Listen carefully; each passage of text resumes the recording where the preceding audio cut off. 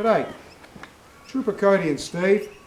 Another one of our videos from the Horse Crime True Crime series, and it's one of the ones that is an anecdote from my own police career of 50 years ago, nearly 40 years in law enforcement. So I tell stories that are pretty unusual and probably didn't happen to a lot of other coppers. But for a while there, I had a job where all I did for many, many years was investigate fatal motor vehicle accidents. It was a shocking job, absolutely shocking job. But one of the things, I suppose every job's got to have some slight perks, and one of the perks was that if you weren't currently involved in investigating a fatal or going out looking to speak to witnesses and measuring crime scenes, examining the vehicles, when you weren't doing that, you were just on call waiting for a fatal accident to happen, waiting for that dreaded call on the radio. It meant that you got to do a few shonkies. And what a shonky was you went off and did your own shopping, things that you might normally have done when you were off duty, but you could get to do them when you're on duty. You're in a police car with all the equipment for investigating fatal accidents, you're in your traffic uniform, jodhpurs and such.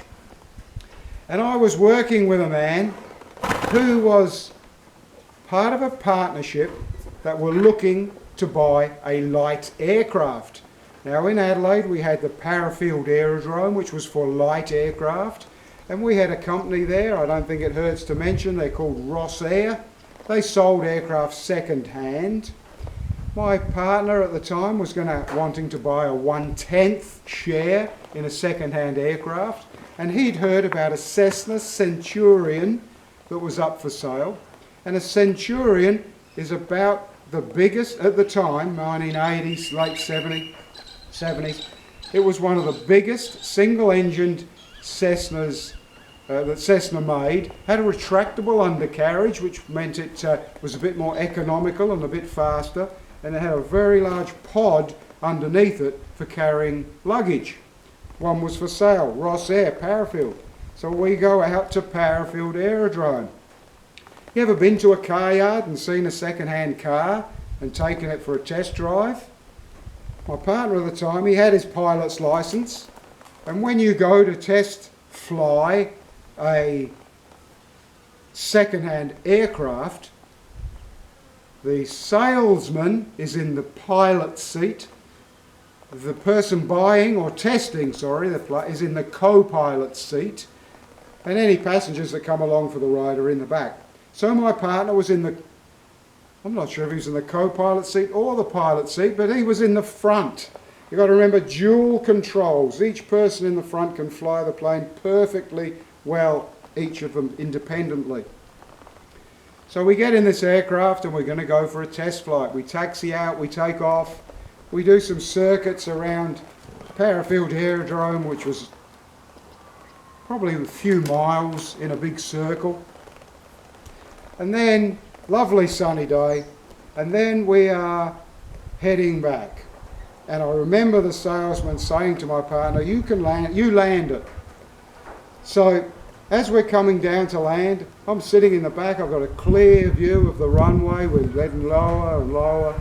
And there's the black runway in front of us. And I hear some chatter on the radio that I don't take a lot of notice of. And then I look, and there's a tractor to the side of the airstrip, and it's towing large lawn cutting blades on the back, and it's mowing the lawn. And as I look, we get lower and we're about to touch the ground, and goodness knows what speed we're doing, 100 kilometers an hour, and then the tractor turns left right in front of us and comes cutting across the airstrip right in front of us.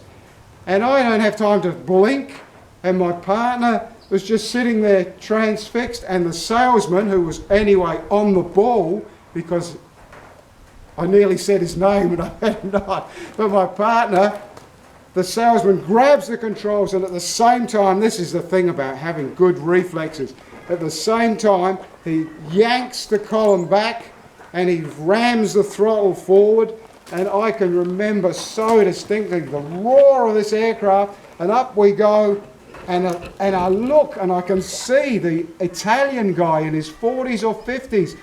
He's got a headset on because he's riding the tractor, but he's still got a headset that communicates to the tower. He's supposed to have heard that we were coming.